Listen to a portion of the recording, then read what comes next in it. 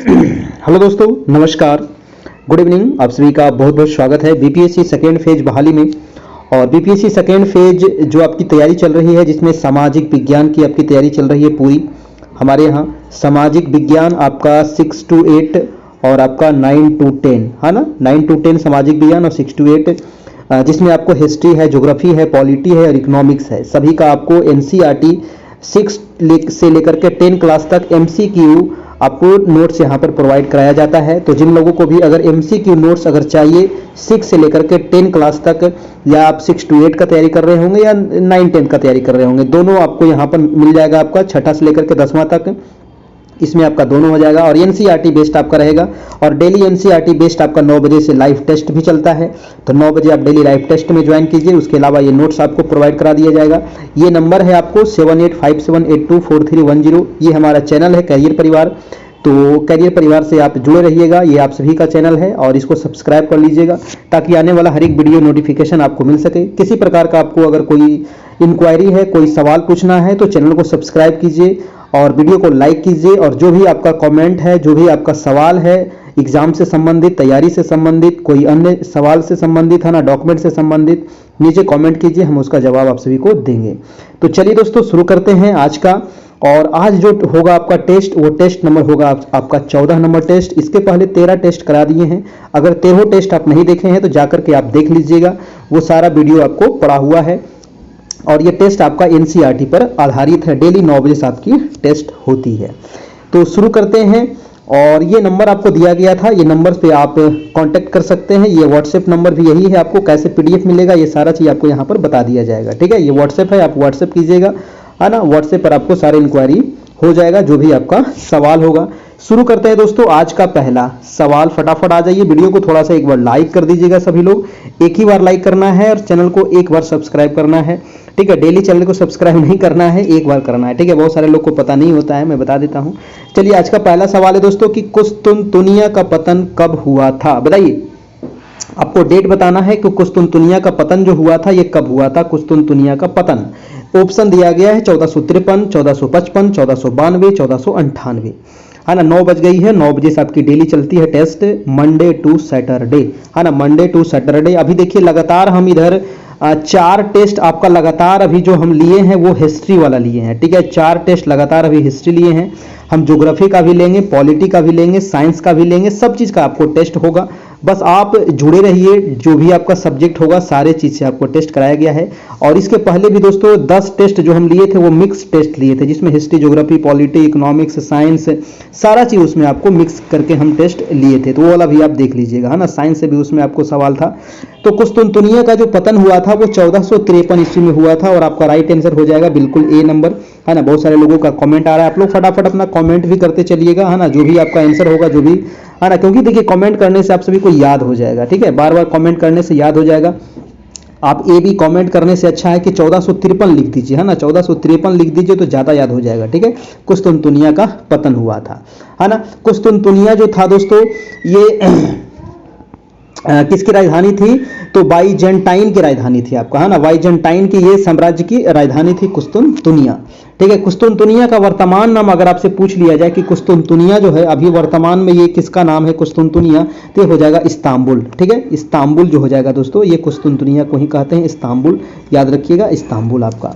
अगला प्रश्न है आपका सेकेंड नंबर सवाल, दूसरा नंबर प्रश्न है कि धर्म युद्ध हुआ था। बताइए, धर्म युद्ध जो हुआ था ये कहाँ हुआ था, किसके बीच हुआ था, ये आपको बताना है। ऑप्शन दिया गया है ईसाई और तुर्क, हिंदू और ईसाई, हिंदू और मुसलमान, बौद्ध और मुसलमान। क्या होगा, तो धर्म युद्ध जो हुआ था, फटाफट चलिएगा, है ना आप लोग। और लगभग 1 घंटे आपकी क्लास होगी।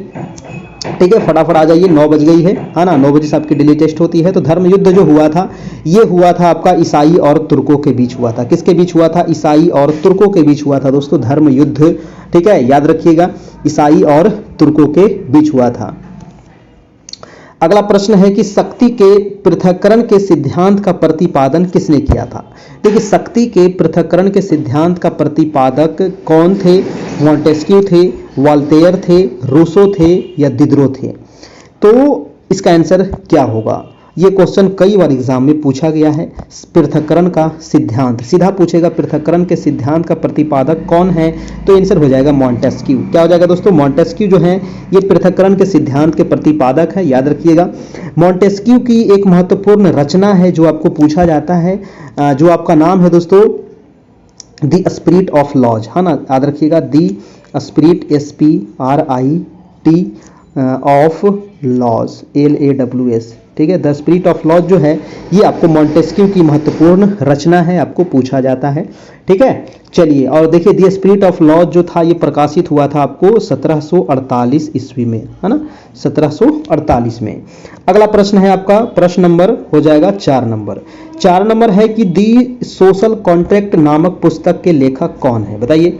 दी सोशल कॉन्ट्रैक्ट नामक पुस्तक के लेखक, है ना, कभी कभी 1-2 पुस्तक भी एग्जाम में पूछ लिया जाता है, और खास करके इतिहास में, है ना, जो हमारे पुराने जो इतिहासकार हैं उनसे संबंधित क्वेश्चन पूछ लिया जाता है। तो दिस सोशल कॉन्ट्रैक्ट पुस्तक के जो लेखक हैं वो हो जाएंगे आपको वॉल्टेयर, रूसो, जॉन लॉक या नेकर। आंसर हो जाएगा रूसो, है ना, आंसर क्या हो जाएगा, रूसो हो जाएगा आपका, ऑप्शन नंबर बी हो जाएगा, ठीक है, याद रखिएगा। चलिए,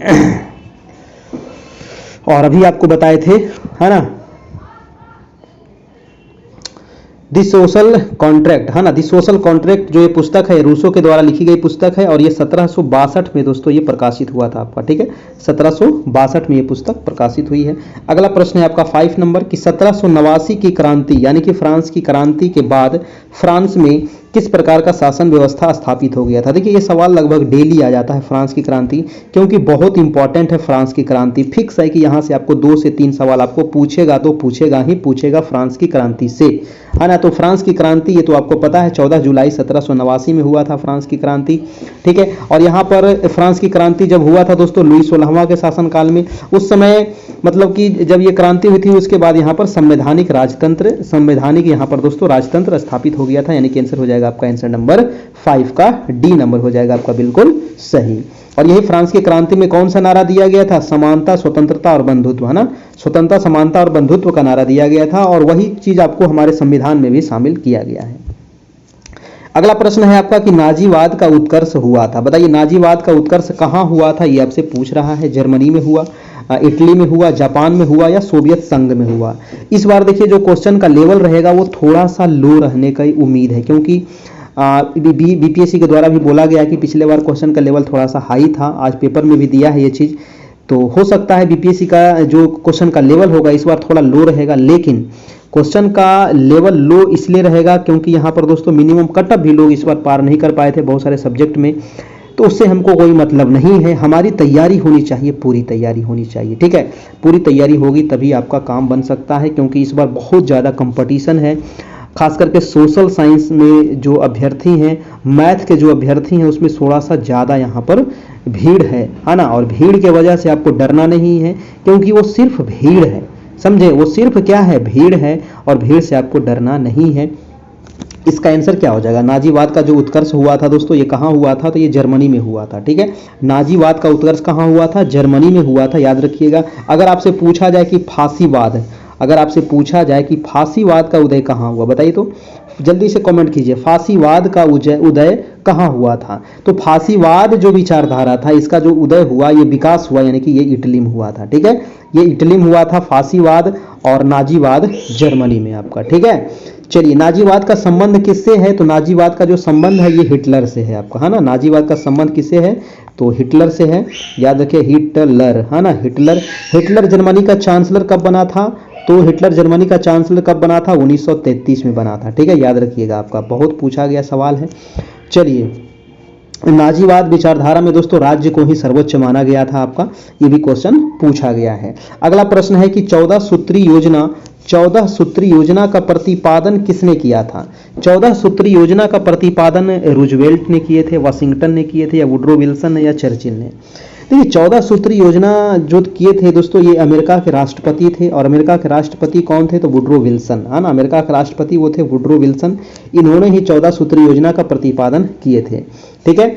चलिए, और वुड्रो विल्सन प्रथम विश्व युद्ध के समय अमेरिका के राष्ट्रपति थे। प्रथम विश्व युद्ध कब हुआ था, प्रथम विश्व युद्ध हुआ था आपका 1914 से लेकर के 18 तक, और ये प्रथम विश्व युद्ध के समय अमेरिका का राष्ट्रपति पूछा जाता है तो वुडरो विल्सन ही थे आपका, है ना।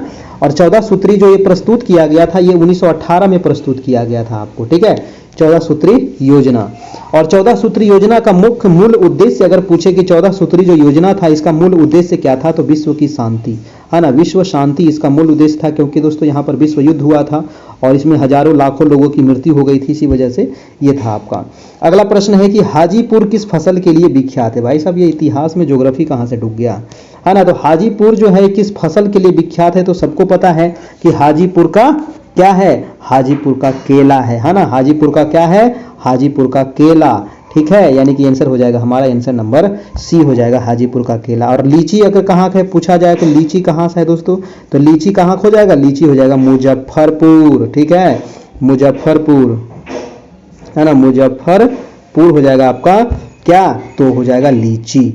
आम अगर पूछे कि आम कहाँ के लिए फेमस है दोस्तों, आम हो जाएगा आपका भागलपुर, ठीक है, ये सब पूर है तो ये पूर हो जाएगा, आम हो जाएगा भागलपुर, और हाजीपुर हो जाएगा केला, और मुजफ्फरपुर हो जाएगा लीची, सब पूर है, ध्यान दीजिएगा, है ना। चलिए अगर पूछे अमरूद, तो अमरूद कहाँ हो जाएगा दोस्तों, तो अमरूद हो जाएगा आपका लखनऊ, है ना, लखनऊ का अमरूद बहुत फेमस है, याद रखना है, लखनऊ का अमरूद। चलिए अगला प्रश्न हम देखते हैं।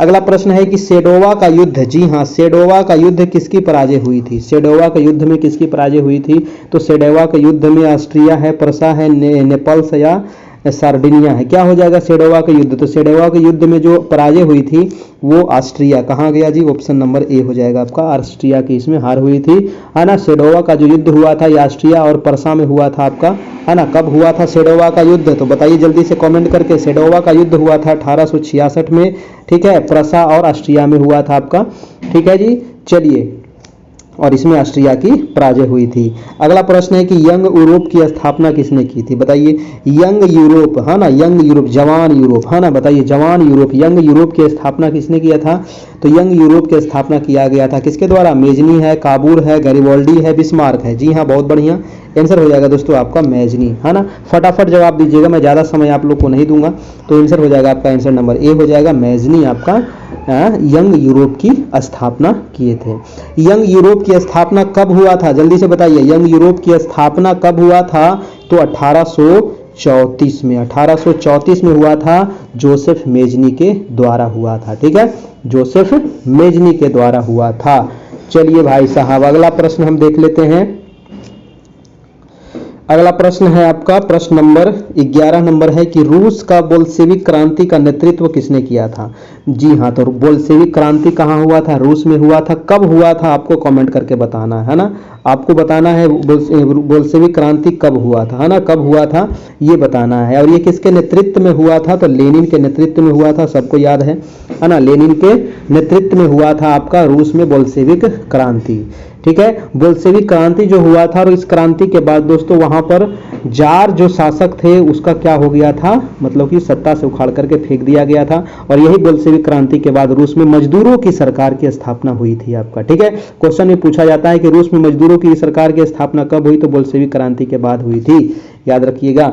अगला प्रश्न चलते हैं आपका 12 नंबर सवाल है दोस्तों कि नई आर्थिक नीति, है ना, नई आर्थिक नीति NEP का जन्मदाता कौन है ना। नई आर्थिक नीति, ये जो नई आर्थिक नीति का जो जन्म हुआ था ये हुआ था 1921 में, और इसके जो जन्मदाता थे वो थे आपके लेनिन, है ना, कौन थे दोस्तों, लेनिन थे इसके जन्मदाता, यानी कि आंसर हो जाएगा आपका C number, answer number C हो जाएगा आपका, ठीक है। चलिए अगला प्रश्न देख लेते हैं। चेका, चेका क्या है दोस्तों, चेका क्या था, बताइए चेका क्या था, है ना, चेका क्या था, आप ये बताना है चेका क्या था, जल्दी से बताइए कि चेका क्या था, है ना, चेका क्या था,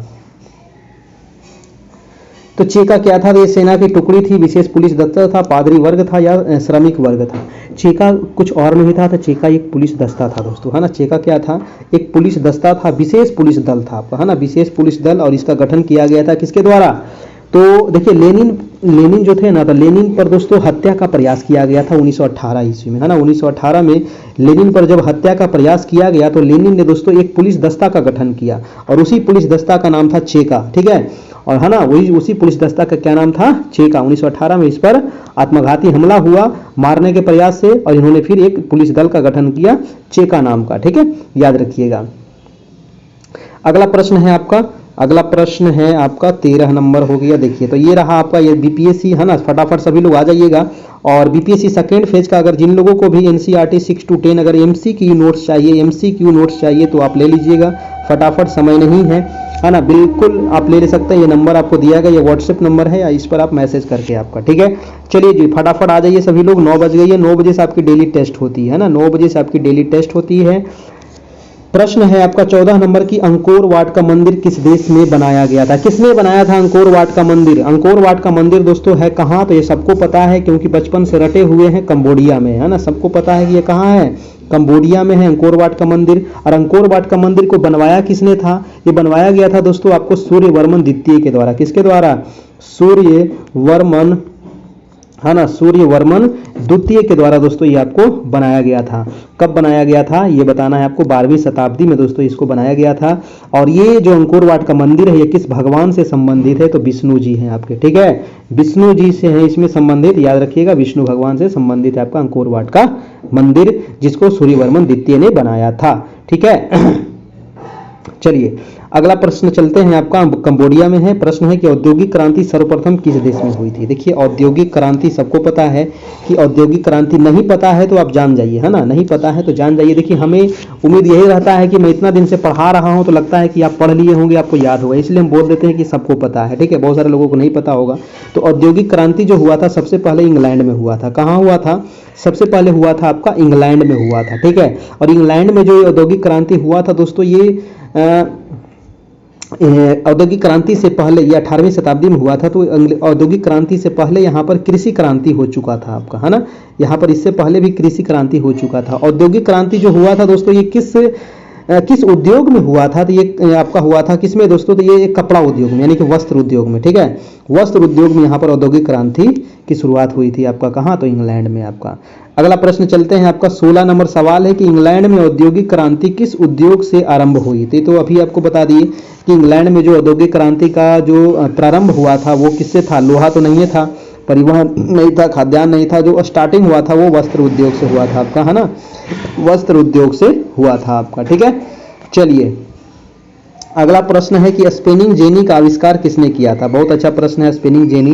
देखिए स्पिनिंग जेनी का जो आविष्कार किया गया था जेम्स हरग्रीव्स के द्वारा। किसने किया था? जेम्स हरग्रीव्स के द्वारा किया गया था स्पिनिंग जेनी का आविष्कार, यानी कि आंसर हो जाएगा आपका, आंसर नंबर सी हो जाएगा, स्पिनिंग जेनी। बहुत बार पूछा गया है ना, याद रखिएगा। चलिए अगर आपसे पूछे दोस्तों कि फ्लाइंग शटल का आविष्कार किसने किया? तो जॉन के, है ना, ये जो जॉन के आपको दिया गया है ऑप्शन, है ना, जॉन के किसका आविष्कार किए हैं? तो फ्लाइंग शटल का, ठीक है, फ्लाइंग शटल का आविष्कार जॉन के द्वारा किया गया है, ये भी आपको ध्यान रखना पड़ेगा। चलिए अगला प्रश्न चलते हैं आपका, प्रश्न नंबर हो जाएगा आपका 18 नंबर। 18 नंबर प्रश्न है आपका कि आध्यात्मिक ज्ञान के विषय में नचिकेता और यम का संवाद किस उपनिषद में वर्णित है? जी हाँ, ये कई बार पूछा गया है कि नचिकेता और यम का जो संवाद है ना, ये किस उपनिषद में वर्णन इसका किया गया है? बृहदारण्य उपनिषद में, या फिर छांदोग्य उपनिषद में, या फिर केन उपनिषद, या फिर कठोपनिषद में किया गया है। तो यम और नचिकेता का वर्णन ये सबको पता होगा क्योंकि ये कई बार पूछा गया सवाल है। तो कठोपनिषद में किया गया, ठीक है, किसमें किया गया? कठोपनिषद में किया गया है। आपका आंसर हो जाएगा, आंसर नंबर डी हो जाएगा आपका। अगला प्रश्न है 19 नंबर, सत्यमेव जयते शब्द कहाँ से लिया गया है? बहुत ही इंपॉर्टेंट सवाल है। और सत्यमेव जयते जो लिया गया है दोस्तों, यानी कि हमेशा सत्य की विजय होगी, इसका अर्थ क्या हुआ? सत्यमेव जयते यानी कि इसका हमेशा क्या होती है? तो सत्य की ही विजय होती है। और ये मुंडकोपनिषद से लिया गया है। कहाँ से लिया गया? तो मुंडकोपनिषद से लिया गया है। आंसर हो जाएगा आपका डी नंबर, ठीक है, आंसर नंबर हो जाएगा आपका डी, सत्य की ही हमेशा विजय होती है। त्रिपिटक क्या है ना, त्रिपिटक के बारे में भी कई बार सवाल आया है। ये आपका बौद्ध धर्म से संबंधित है त्रिपिटक, मैंने इतना बता दिया। त्रिपिटक, है ना, इसमें 3 ग्रंथ है। त्रिपिटक में क्या है दोस्तों? 3 ग्रंथ है। कौन कौन? एक विनय पिटक है, एक अभिधम पिटक है, एक सूत पिटक है आपका, है ना। एक क्या है? विनय पिटक। एक है आपका विनय पिटक, एक है आपका दोस्तों अभिधम पिटक, ठीक है, अभिधम पिटक है। और एक है आपका दोस्तों आपका विनय हो गया, अभिधम हो गया, एक है सूत पिटक, है ना, एक है आपका सूत पिटक, ठीक है। ये तीनों पिटक मिलाकर के ही कहा जाता है त्रिपिटक आपका। तो त्रिपिटक में जो वर्णन किया गया है बौद्ध धर्म से संबंधित वर्णन किया गया है, यानी कि बौद्ध साहित्य है। ये क्या है? ये तो सामाजिक समानता सिद्धांत नहीं है, जैन धर्म का दार्शनिक भी नहीं है। आंसर हो जाएगा आपका, आंसर नंबर 20 का हो जाएगा डी, यानी कि ये जो त्रिपिटक है दोस्तों ये आपका बौद्ध साहित्य है। देखिए त्रिपिटक में अलग अलग सब में वर्णन किया गया है। विनय पिटक में क्या वर्णन है, अभिधम पिटक में क्या वर्णन है, सूत पिटक में क्या वर्णन है, ये भी आपको एग्जाम में पूछा जाता है। ठीक है, विनय पिटक जो आपका सबसे पहला जो है विनय पिटक, तो विनय पिटक में दोस्तों इसकी रचना किया गया था उपाली के द्वारा, है ना। किसने इसकी रचना कौन किया था, तो उपाली के द्वारा इसकी रचना किया गया था। और विनय पिटक में आपका बौद्ध संघ के नियम का वर्णन किया गया है। ठीक है, क्या नियम कानून है बौद्ध संघ का, वो वर्णन किया गया है। उसके बाद आता है आपका सूत पिटक, तो सूत पिटक में जो वर्णन किया गया है, सूत पिटक की रचना किया था, सबसे पहले रचना याद रखिएगा, तो सूत पिटक की रचना किया गया था आनंद के द्वारा। किसके द्वारा, आनंद के द्वारा रचना किया गया था। और सूत पिटक में वर्णन है बुद्ध के उपदेश और संवाद का। ठीक है, बुद्ध जो उपदेश दिए थे, पहला उपदेश कहाँ दिए थे, सारनाथ में दिए थे, आपको पता होना चाहिए, है ना। और अंतिम उपदेश दिए थे श्रावस्ती में। ठीक है, और तो ये सूत पिटक इसकी रचना आनंद ने किए थे और इसमें बुद्ध के उपदेश से संबंधित वर्णन किया गया है आपका। और एक है आपका अभिधम पिटक, तो अभिधम पिटक की रचना किया गया था मोगलीपुत्र तिस के द्वारा, है ना। अभिधम पिटक मोगलीपुत्र तिस के द्वारा किया गया था और इसमें दोस्तों बुद्ध के आध्यात्मिक एवं दार्शनिक विचार का संकलन किया गया है। ठीक है, बुद्ध के आध्यात्मिक और दार्शनिक संकलन किया गया है। ये तीनों पिटक आप याद रखिएगा, एक न एक आपसे जरूर एग्जाम में पूछा जाएगा। अगला है कि सारनाथ का स्तंभ का निर्माण किसने किया था, तो ये तो भाई बहुत फेवरेट सवाल है आपका, सारनाथ का स्तंभ। सारनाथ का स्तंभ कहाँ है, फटाफट आप कमेंट करके बताइएगा, है ना। सारनाथ का जो स्तंभ है दोस्तों, इसका जो रचना किया था, मतलब इसको निर्माण जो किया था वो अशोक के द्वारा निर्माण किया गया था। किसके द्वारा, तो अशोक के द्वारा ये सारनाथ का स्तंभ का निर्माण किया गया था। ठीक है, चलिए और देखिए सारनाथ का जो स्तंभ है दोस्तों, ये इस पर आप देखिएगा तो 4 सिंह है ना, 3 सिंह आपको दिखाई देगा, एक सिंह आपको पीठ के बल पीछे खड़ा, पीठ के बल पीछे बैठा है, तो 4 सिंह इसमें आपको दिया गया है। और यह भारत का राष्ट्रीय चिन्ह भी है, ये भी आपको ध्यान रखना पड़ेगा आपका। ठीक है, और ये मौर्यकालीन है आपका, और ये किस चीज से बनाया गया है, तो ये बलुआ पत्थर से निर्मित है ना, ये भी ध्यान रखना, ये बलुआ पत्थर से निर्माण किया गया था। अगला प्रश्न है कि किस अभिलेख में अशोक का नाम उल्लिखित है। देखिए अभिलेख, तो अशोक का नाम कह रहा है कि किस अभिलेख में अशोक का नाम उल्लिखित है। अशोक का नाम यहाँ पर पूछ रहा था।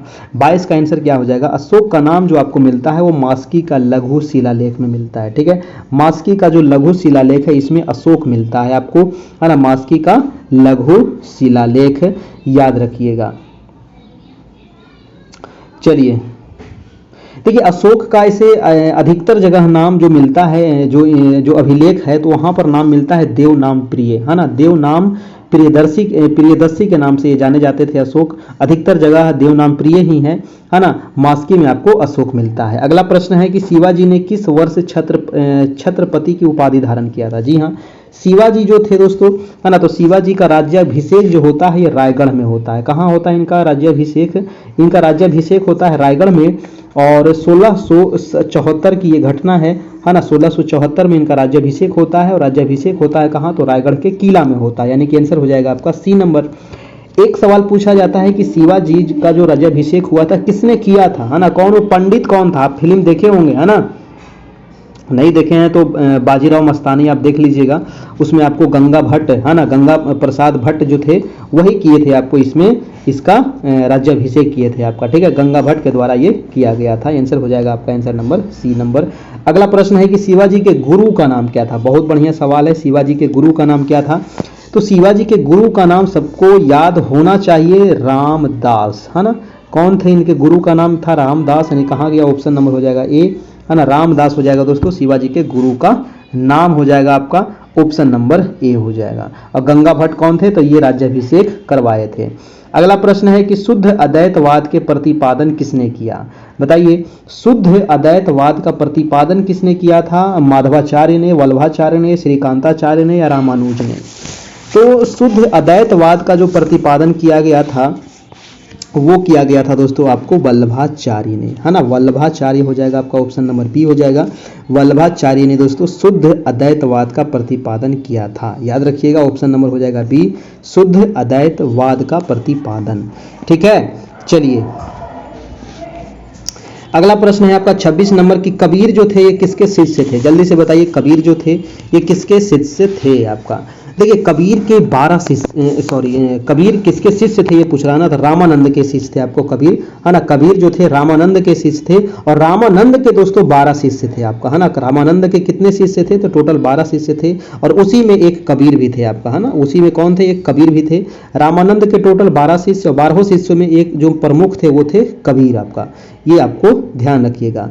कबीर की रचना, है ना, कबीर की जो रचना का संकलन किसमें किया गया है, तो बीजक में, है ना। कबीर की रचना का संकलन किसमें किया गया है, बीजक में किया गया है, याद रखिएगा आपका, ठीक है ना। और कबीर जो थे दोस्तों ये किसके समकालीन थे, तो सिकंदर लोदी के समकालीन थे, ठीक है।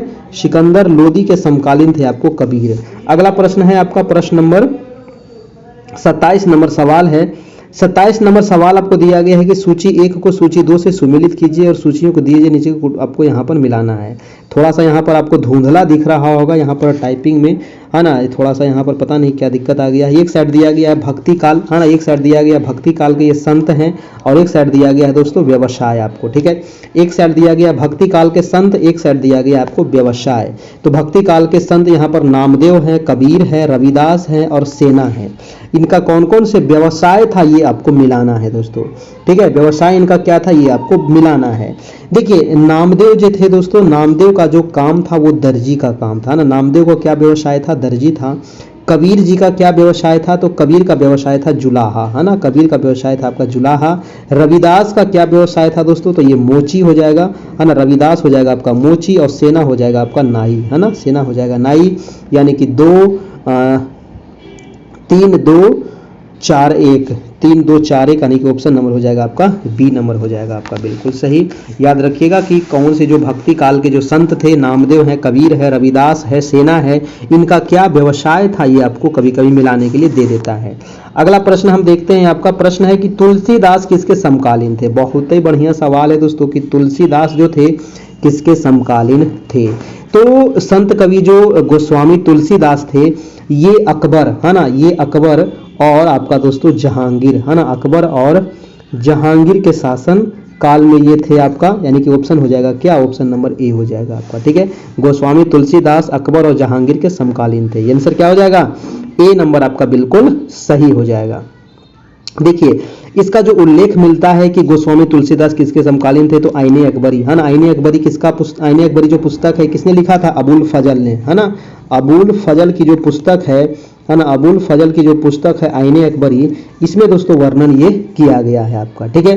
तुलसीदास एक महान मतलब दोस्तों थे आपका, और उनका 25 महत्वपूर्ण ग्रंथ है जिसमें आपको कई बार पूछा जाता है, जैसे रामचरितमानस है ना। रामचरितमानस किनका है, तुलसीदास का ही है, पूछा जाता है, ठीक है।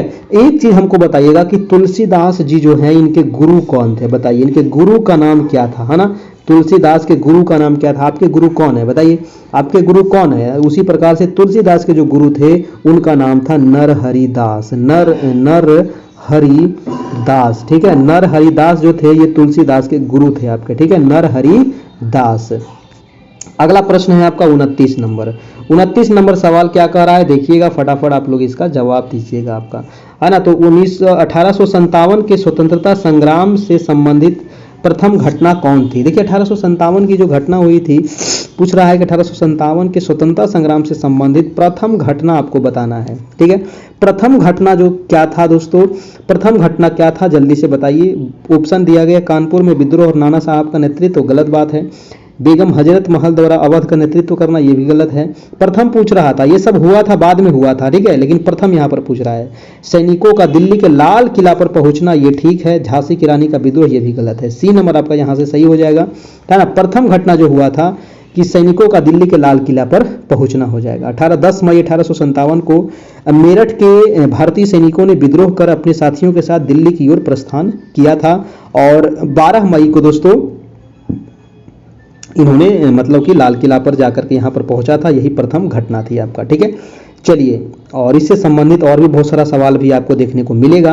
आंसर प्रश्न है आपका कि मंगल पांडे, जी हाँ ये भी 1857 से है ना। तो मंगल पांडे कहाँ के विप्लव से जुड़े थे। देखिए मंगल पांडे जो थे दोस्तों ये 34वीं, है ना, आपको याद होगा 34वीं इन्फेंट्री रेजिमेंट के ये आपको सैनिक थे, बैरकपुर छावनी, है ना। बैरकपुर छावनी के मंगल पांडे नाम का एक सिपाही ने दोस्तों चर्बी युक्त जो कारतूस जो था, और मेन तो वही आपका तत्कालीन कारण वही था, चर्बी युक्त कारतूस वाला, है ना, क्योंकि उसको मुंह से निकालना पड़ता था, उसमें गाय और सुअर का चर्बी लगा हुआ था, है ना, यही मेन कारण था आपका स्टार्टिंग में।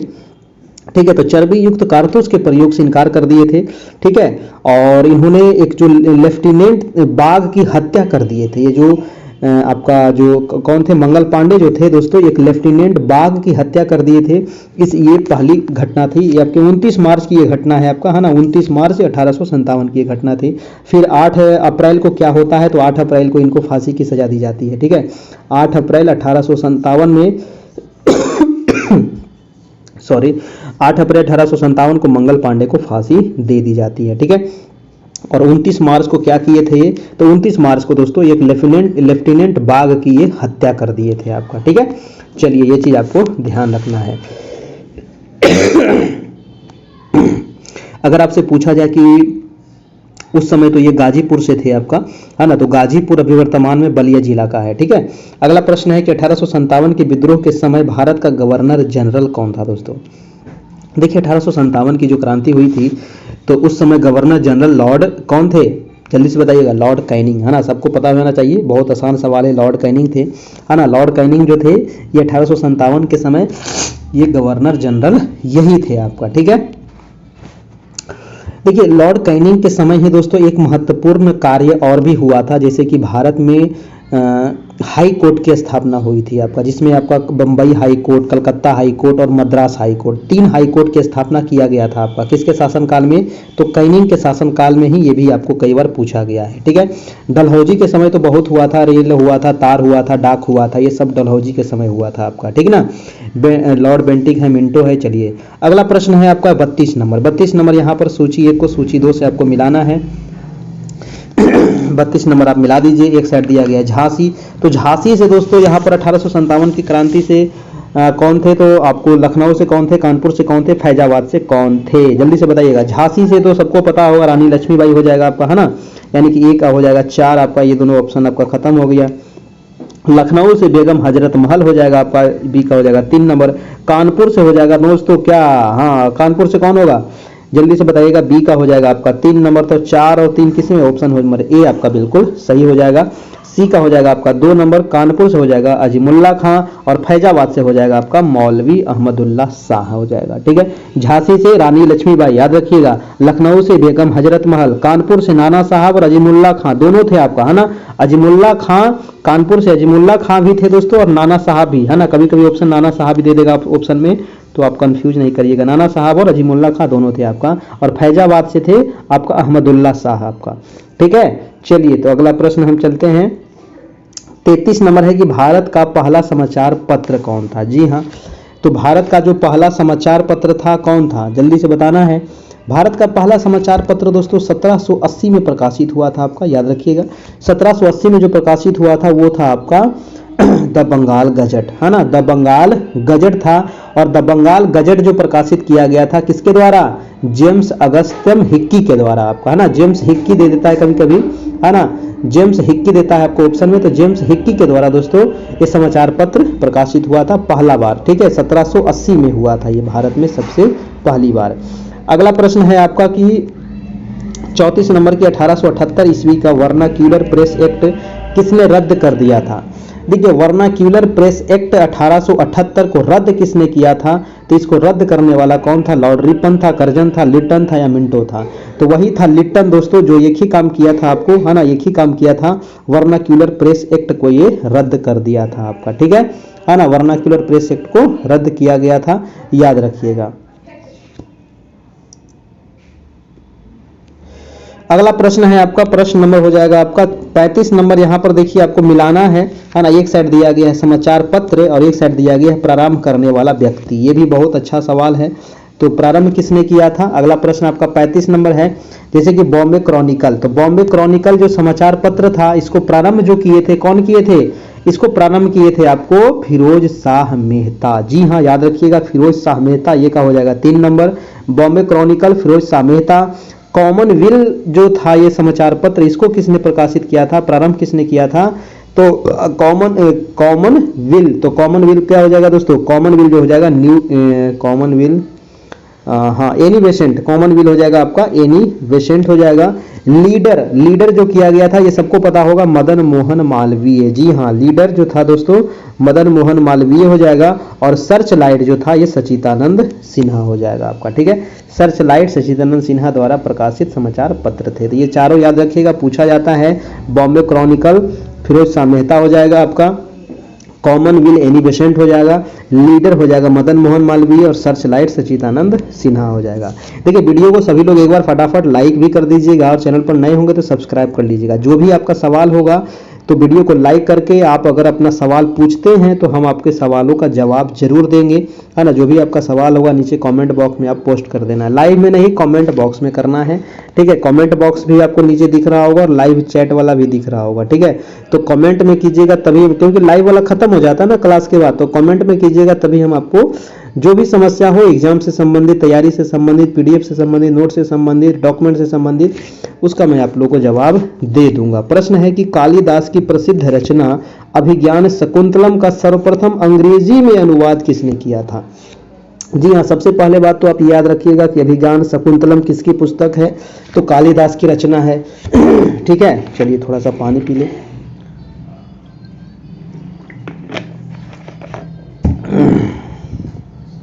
अभिज्ञान शकुंतलम जो है सर्वप्रथम अंग्रेजी में अनुवाद किसने किया था दोस्तों? तो ये आपसे क्वेश्चन पूछ रहा है। तो इसका जो अंग्रेजी अनुवाद किया गया था वो सर विलियम जोन्स, है ना, सर विलियम जोन्स के द्वारा आपको किया गया था। ऑप्शन हो जाएगा आपका डी नंबर। ठीक है, सर विलियम जोन्स के द्वारा ये आपको किया गया था। आंसर क्या हो जाएगा आपका? आंसर नंबर डी हो जाएगा आपका, बिल्कुल सही हो जाएगा आपका। अगला प्रश्न, एक निम्नलिखित में से कौन एक सही सुमेलित है? अब जैसे भारतीय ब्रह्म समाज है, तत्वबोधनी सभा है, सत्यशोधक समाज है और the servant of India society है। तो एक सुमेलित कौन है आपको ये बताना है दोस्तों। क्या होगा? 37 का। देखिए भारतीय ब्रह्म समाज, आपको पता है कि ब्रह्म समाज की स्थापना किया गया था राजा राम मोहन राय के द्वारा। कहाँ गए राजा राम मोहन राय? भारतीय ब्रह्म समाज लाला लाजपत राय, केशव चंद्र सेठ, देवेंद्रनाथ टैगोर, गोपाल कृष्ण गोखले। हाँ, ब्रह्म समाज जो हो जाएगा यहाँ पर क्या हो जाएगा? ए का।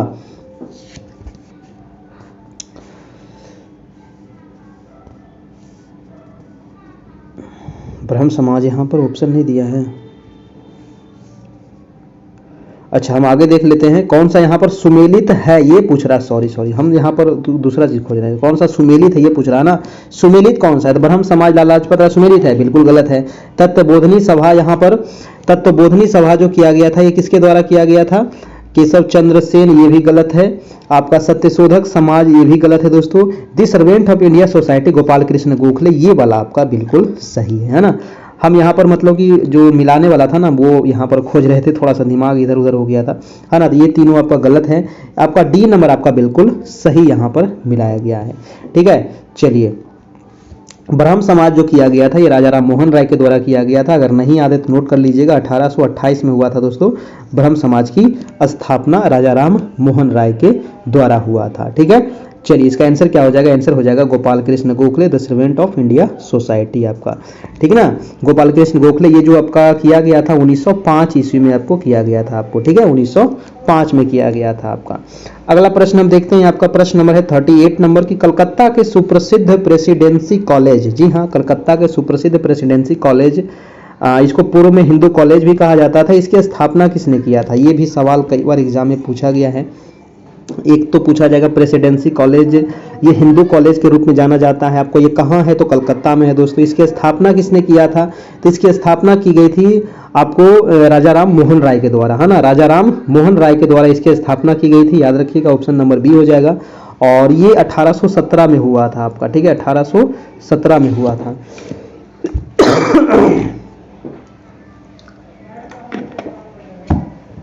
कब हुआ था? 1817 में, याद रखना है। ठीक है, चलिए अगला प्रश्न है आपका कि रामकृष्ण मिशन की स्थापना किसने की थी? बहुत बढ़िया सवाल है, रामकृष्ण मिशन। देखिए रामकृष्ण मिशन की स्थापना होती है 1897 में। ठीक है, कब होती है? 1897 में होती है। जितने मिशन है ना, ये मिशन बार बार आपको एग्जाम में पूछा जाता है। ठीक है, 1897 में हुआ था रामकृष्ण मिशन की स्थापना, जो स्वामी विवेकानंद जी के द्वारा आपको किया गया था ना। स्वामी विवेकानंद, इन्हीं को कहा जाता है आपको। नरेंद्र नाथ दत्त भी इनके बचपन का नाम था, ध्यान रखना है ना। स्वामी विवेकानंद जी आपका। और ये कहाँ है दोस्तों? तो ये कलकत्ता में स्थापना किया गया था रामकृष्ण मिशन की। अगला सवाल है आपका 40 नंबर की, राजा राम मोहन राय द्वारा स्थापित प्रथम संस्था कौन सी थी? देखिए राजा राम मोहन राय इन्होंने ब्रह्म समाज की भी स्थापना किए थे। राजा राम मोहन राय ब्रह्म समाज का स्थापना कब किए थे, है ना? तो ब्रह्म समाज की स्थापना किए थे इन्होंने 1828 में किए थे। लेकिन यहाँ पर सवाल क्या कह रहा है, आप कंफ्यूज मत कर जाइएगा, है ना? क्योंकि बहुत सारे लोग यहाँ पर गलत मार देंगे ब्रह्म समाज, जो गलत है, क्योंकि यहाँ पर प्रथम पूछा गया है ना? और प्रथम जो इनका था दोस्तों, तो प्रथम जो था वो 1815 में ही किए थे, है ना? प्रथम जो किए थे 1815 में ही दोस्तों ये समाज की स्थापना किए थे, है ना? प्रथम किए थे 1815 में ही किए थे, और उसका नाम था क्या? आत्मीय सभा। जी हाँ, तो आत्मीय सभा की स्थापना किसने किया था? तो राजा राम मोहन राय के द्वारा ही किया गया था। और कब किया गया था? तो 1815 में किया गया था आपको, ठीक है? ये आपको पूछा जाता है, ध्यान रखना है। चलिए, तो ये रहा आज का क्लास। कैसा लगा आप लोग अपना कमेंट करके बताना है। और जिन लोगों को भी अगर पीडीएफ नोट्स चाहिए दोस्तों, तो आप हमसे जुड़े रहिएगा, आपको पीडीएफ मिल जाएगा। और पॉलिटी का देखिए अभी कुछ क्लास 6 का हम लगभग पीडीएफ बना दिए हैं, है ना? 7 वाला अभी बन रहा है, फिर 8 वाला बन जाएगा, क्योंकि पॉलिटी का हम नहीं दिए हैं, पॉलिटी भी हम आप लोग को दे देंगे, है ना? अभी जो नई वैकेंसी आएगी 1,10,000 से ज़्यादा वैकेंसी आने वाली है आपको। तो जो अभ्यर्थी थोड़ा सा चूक गए हैं दोस्तों 2-4 नंबर, 5 नंबर, 10 नंबर से, है ना? तो आपका जो तैयारी जो पीछे आप किए थे ना पिछला बार, तो उसको आप बेकार मत जाने दीजिएगा। इस बार और भी अधिक जोर शोर से लग जाइए अभी से ही। अभी आपके पास 1 महीना समय है, और इसी 1 महीना में आपको रिजल्ट ले लेना है। तो नया बैच के लिए यहाँ पर एडमिशन स्टार्ट हो गया है। जो लोग भी इसमें जुड़ना चाहते हैं जुड़ जाइएगा। 6 से लेकर के 8 तक और 9, 10 सामाजिक विज्ञान का पूरा तैयारी आपको हो जाएगा, है ना? बस जितना आपको मटेरियल प्रोवाइड कराया जाएगा उतना आपको याद करना पड़ेगा, है ना? उतना आपको याद कर लेना है, उतना टेस्ट देना है। उसके अलावा एनसीईआरटी बुक आपको पढ़ते रहना है, फॉलो करते रहना है, ठीक है? तो अभी यहाँ पर जो टोटल फी है आपको 351 यहाँ पर मात्र चार्ज है आपका, है ना? जो हमारे नए स्टूडेंट हैं उनके लिए ओनली 351 3 तारीख तक ये चार्ज है। 3 तारीख के बाद दोस्तों ये आपका ये फी बढ़ जाएगा, ठीक है? 3 तारीख के बाद ये फी बढ़ जाएगा। तो जिनको भी अगर पीडीएफ नोट्स चाहिए, और नोट्स जो आपको मिलेगा दोस्तों वो एनसीईआरटी मिलेगा, ठीक है? एनसीईआरटी मिलेगा आपको, एमसीक्यू रूप में मिलेगा, है ना? एमसीक्यू के रूप में मिलेगा, वो भी चैप्टर वाइज मिलेगा। हर एक चैप्टर का अलग अलग पीडीएफ है, हर एक क्लास का अलग अलग पीडीएफ है, हर एक सब्जेक्ट का अलग अलग पीडीएफ है ना? हिस्ट्री का अलग चैप्टर वाइज, ज्योग्राफी का अलग चैप्टर वाइज, पॉलिटी का अलग चैप्टर वाइज, इकोनॉमिक्स का अलग चैप्टर वाइज है, ताकि आपको जो टेस्ट है ना, जो याद करने में, है ना, चैप्टर वाइज आपको रिवीजन करने में बहुत ज़्यादा सहूलियत होगा, ठीक है? एग्जाम के समय फटाफट आपको 2-4 दिन में आप चाहिएगा, 10 दिन में चाहिएगा ना, तो पूरा पीडीएफ आप रिपीट कर लीजिएगा, है ना? लगभग यहाँ पर 125 पीडीएफ अभी वर्तमान में आपको दिया जाएगा, ठीक है? और भी अभी आगे आपको बन रहा है, तो वो भी आपको प्रोवाइड करा दिया जाएगा। अलग से कोई भी चार्ज आपको नहीं लगेगा। जो हमारे पुराने स्टूडेंट हैं जो बीपीएससी फर्स्ट फेज में जुड़े हुए थे, उनका 50% ऑफ कर दिया गया है ना? 50% उसको 351 में ही ऑफ कर दिया गया है, ठीक है? 351 में ही 50% उनको छूट दे दिया गया है। तो आप इसमें जुड़ जाइएगा, है ना? और ये हमारा नंबर है 7857824310। यही नंबर आपको फोन पे, गूगल पे, पेटीएम नंबर है। इसी नंबर पे आपको पे करके व्हाट्सएप पर स्क्रीनशॉट भेज देना है। यही नंबर आपका व्हाट्सएप भी है, जहां आपको ग्रुप में जोड़ दिया जाएगा, और पर्सनली आपको सारे पीडीएफ आपको तुरंत आपको प्रोवाइड करा दिया जाएगा, और आपको उसको याद करते रहना है, ठीक है? पेमेंट का स्क्रीनशॉट आप जरूर इस नंबर पे भेजिएगा। और लाइव जो डेली क्लास होती है वो 9 बजे से रात में होती है आपका, ठीक है? तो भविष्य बनाना है दोस्तों, तो अभी से लग जाइए, समय बिल्कुल आपके पास नहीं है ना? तो बीपीएससी सेकेंड फेज है। अगर सेकेंड फेज में हुआ आपका तो अच्छी बात है, नहीं हुआ तो भैया आप रह जाइएगा ऐसे ही, क्योंकि सेकेंड फेज ही समझिए कि ये लास्ट है। थर्ड फेज दोस्तों आपका जो वैकेंसी है ना, कम जाएगा। एक तो सीट भी कम जाएगा, और कंपटीशन भी एकदम हाई हो जाएगा, है ना? मान लीजिए सेकेंड फेज में जैसे कि 1,10,000, 20,000, 25,000 जो वैकेंसी आएगा, है ना?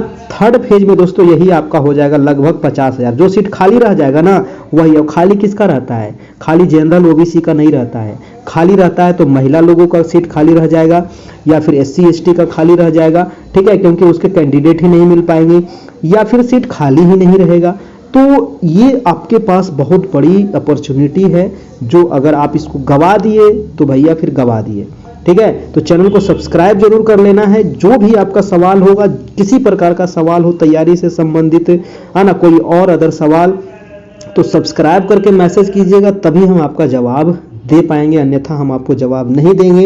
इसीलिए चैनल को सब्सक्राइब करना है। जो भी कमेंट हो कमेंट कर दीजिएगा, लाइव में नहीं करना है, लाइव खत्म हो जाएगा उसके बाद आप नीचे कमेंट आप कर दीजिएगा, आपको जवाब मिल जाएगा। ठीक है, चलिए तो फिर मिलते हैं हम कल इसी समय इसी चैनल पर। तब तक के लिए गुड नाइट, खुश रहिए, मस्त रहिए, तैयारी एकदम जोर शोर से करते रहिए। धन्यवाद।